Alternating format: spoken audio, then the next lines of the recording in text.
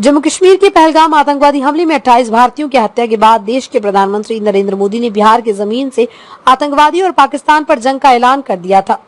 सभी आतंकवादियों को जमीन में गड़ देंगे। भारतीय सेना आतंकवादी के 6 ठिकानों पर मिसाल दागा है।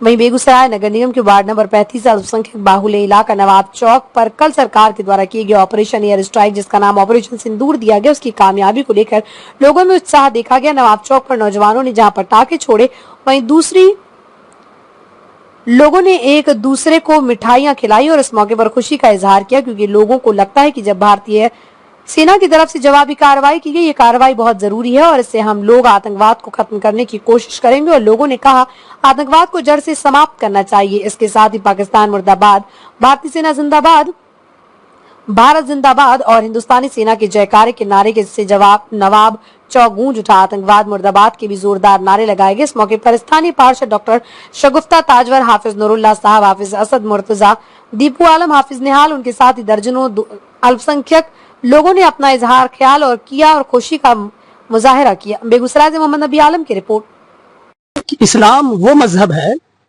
मैं आपको आपके चैनल से के माध्यम से पूरे दुनिया के अंदर इस बात को बताना चाह रहा हूं कि इस्लाम वो मजहब है जो नाह वजू में नाहक पानी बहाने की इजाजत नहीं देता है, तो नाहक खून बहाने की इजाजत कैसे दे सकता है। और इस बात को आप अपने चैनल के माध्यम से पूरे हिंदुस्तान में बताइए कि इस्लाम, मजहब इस्लाम जो है वो पानी बहाने को भी, नाहक जो पानी बहता है उसको भी इजाजत नहीं देती है। फिर आतंकवाद कैसे इजाजत दे सकती है। आतंक का कोई मजहब नहीं होता है। आतंक फैलाने वाले लोग मजहब का जो है चोला ओढ़कर एक हुलिया बना लेते हैं और बदनाम करने की साजिश कर रहे हैं। ये आतंकवाद लोग कर रहे हैं। हमें इसको भी समझना होगा कि आतंकवाद का कोई धर्म और मजहब नहीं होता है। वो अपना एक मिशन के लिए काम करते हैं और उनका मिशन को हमें फेल करने के लिए हम सबको एकताई के साथ, हिंदू, मुसलमान, सिख, ईसाई, सबको एकजुट होकर इस बात को समझकर और उसकी मिशन को हमको शिकस्त देनी होगी। उनकी हम अपनी कामयाबी के लिए ये कर सकते हैं।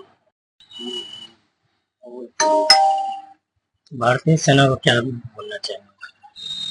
आज जितनी भी मुबारकबाद दे सकते हैं भारतीय सेना को कम होगा। वो बहुत ही बड़ा काम किए हैं आतंकवाद के खिलाफ में ऑपरेशन करके। और हम समझते हैं कि आतंकवाद जहां भी हो, जिस जगह भी हो, उस पर खत्म करने के लिए जो ठोस कदम उठाया जा सकता है उठाना चाहिए था। और हम उनको इस काम के लिए खूब मुबारकबाद देते हैं। और आप देखे भी हैं कि अभी हम लोग चौरा खजूर खा करके खुशी का इजहार किया है। और ये बात हमेशा याद रखना चाहिए, आतंकवाद से कोई मजहब नहीं होता। इस्लाम बिल्कुल इसकी याद नहीं देता है कि किसी को आप नाहक मारे पीटे। इस्लाम को बदनाम करने की साजिश हर जगह रची जा रही है और ये बात हमेशा समझनी चाहिए था कि आतंकवादी के कोई मजहब नहीं है। अल्पसंख्यक सब ने इस हमले को लेकर कहीं न कहीं पूरे हिंदुस्तान में खुशी मनाई है, खास करके बेगूसराय के पोखरिया मोहल्ले में मनाया। जी, हम समझते हैं कि पूरे मुल्क में जो अमन पसंद लोग हैं सब लोग खुशी का इजहार कर रहे हैं।